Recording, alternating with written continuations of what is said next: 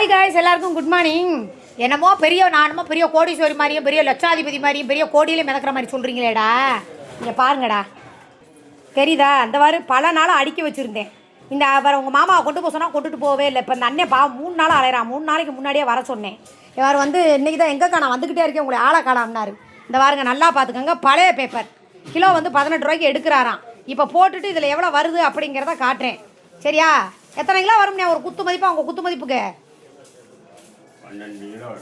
12 kilo வருமா? கம்மியாக சொல்கிற மாதிரி இருக்கேனே. இந்த மேலே இருக்கு. சரி, அப்படியே திரும்பி உங்கள் மூஞ்சியை காட்டிடுங்க. இந்த அண்ணன் தாண்டா. உடனே இந்த அண்ணன் கிட்ட எங்கள் வீடு எங்கே இருக்குன்னு கேட்டுறீங்க. அண்ணன் எங்கள் வீட்டை எவனும் கேட்பாங்க, சொல்லிடாதீங்க. என்னை யாரும் தெரியுமா? தெரியுமா? பார்க்கலையா? தெரியுமா தெரியாதானே? யாத்தாடியோ. அப்புறம் அதனால் நியாயமாக சொல்லிட்டாரு அண்ணன். இதுக்கு முன்னாடி ஒருத்தர் வந்தார். அநியாயம். நான் என்ன சொல்கிறேன்னா, வியாபாரம் பண்ணுறவங்க ஒரு நியாயமாக வாங்கணும். சரியா? எங்ககிட்ட ஏமாற்றி வாங்கிட்டு போய் அங்கே ஒன்றும் நடக்க போகிறதில்ல. அதுக்கு பொதுவாக 10 நஷ்டம்தான் வரும். அதனால் பாவம், அவங்களுக்கு ஏதோ ஒரு 10 ரூபா அதில் கிடைக்குன்ட்டு இப்படி பழைய பேப்பரு. அதான் கேட்டார், பழைய இரும்பு இருக்கான்னு கேட்டார். ஒரு 60 கிலோ 70 கிலோவில் ஒரு பழைய இரும்பு ஒன்று இருக்குது. அது இப்போதைக்கு வெளியே போயிருக்கு. ஒரு 11 மணிக்கு வரும் திரும்பி. நீ வண்டியை மட்டும் காலி பண்ணி கொண்டு வாங்கன்னு தவிர வண்டியை தெரியுதா? அதனால் 11 மணிக்கு வந்தாருன்னா அந்த வண்டியில் கொண்டு போயிடலாம். அதுக்கு எவ்வளோ ரேட்டுன்னு கேட்கணும் பழைய இரும்புக்கு. அது பழைய இரும்பு கூட இல்லையா, அது துரு பிடிச்ச இரும்பாச்சே. இருங்க, அந்த அண்ணே வெயிட் எவ்வளோ போடுறாருன்னு பார்ப்போம்.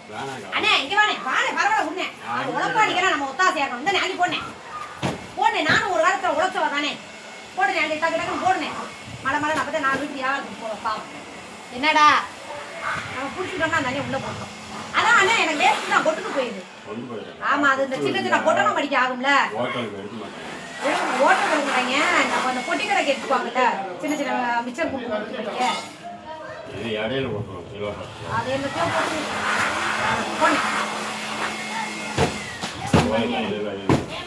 இந்த இடம் இருக்குண்ணே. இதில் தூக்கணுமா? சரிண்ணே, இந்த பார்த்துக்கங்கண்ணா. படிச்சு பட்டம் படிப்பு கிழிக்கிறானா யாரு இவன்? கிழிக்க டெய்லி 2 மூட்டை பேப்பர் வருது மிச்சம்.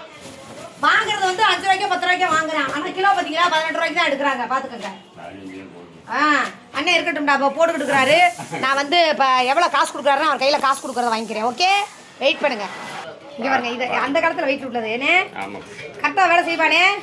என்ன நீ கையை பிடிச்சிட்டா? கையை விடனே 10 கிலோ வெயிட். ஓகே, தூக்கி ஓரமாயி. சரி, வியாபாரக்காரவங்க பொய் சொல்ல மாட்டாங்க பாவம். உழப்பாளி என்றைக்குமே மதிக்கணும்டா நம்ம.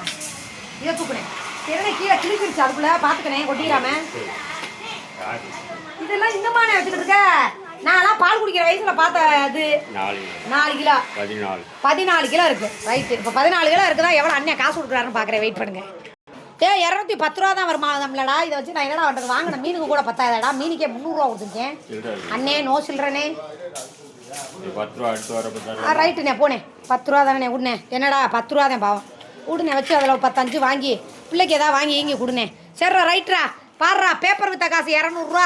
இப்படியெல்லாம் 5-10 நான் சேர்த்து வச்சு குடும்பம் தள்ளிக்கிட்டு இருக்கேன். கஞ்சியோ கூட குடிச்சு விட்டுனேன். பணக்காரி, பெரிய லட்சாதிபதி. உங்கடா எத்து போனவங்களே பாருங்க. என் குழப்ப நீ டெய்லி உங்களுக்கு வீடியோவை எடுத்து போட்டு காட்டுறேன்.